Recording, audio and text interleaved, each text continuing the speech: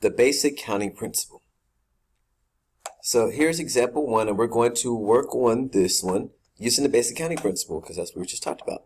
And again, I want you to go ahead and stop the video. I'm going to write this down. And with all that being said, before we actually stop the video, make sure you have even all of these things copied down here because that's important.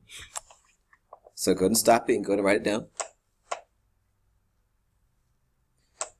Vicky works for a bookstore. Her manager asked her to arrange a set of 5 bestsellers for a display. This display is to be set up as shown below. In that order, that specific order. The display setup is made up of 1 book from each of 5 categories. There are 4 nonfiction, 4 science fiction, 3 history, 3 romance, and 3 mystery books from which to choose. And here, this is the order again that they have to be put in.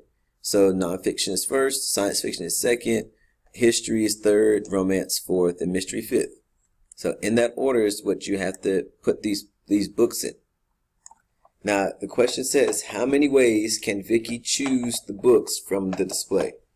Choose the books from the display, sorry. All right, now with that, if you look at it, there's already specific spots for this.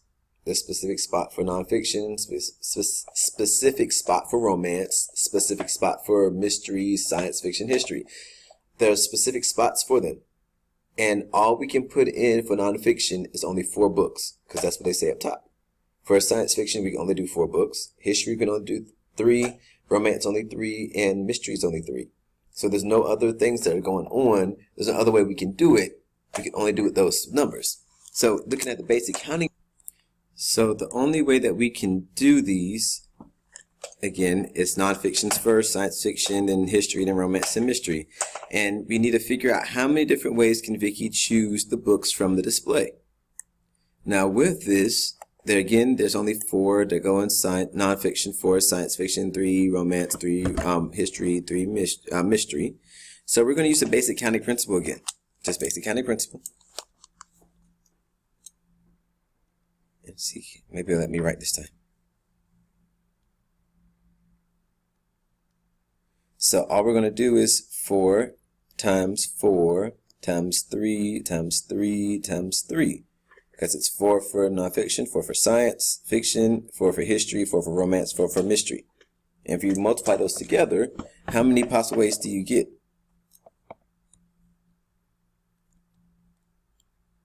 Oh, Jesus.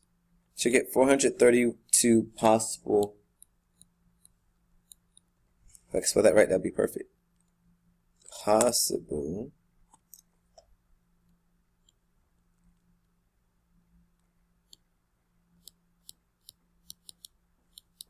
ways to have the above display. That's how many possible ways we can have it.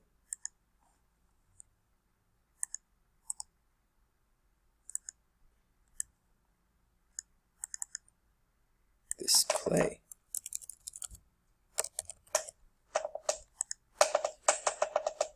And that's it. That's all you have to do. So when it comes to our next practice, it's really simple and easy.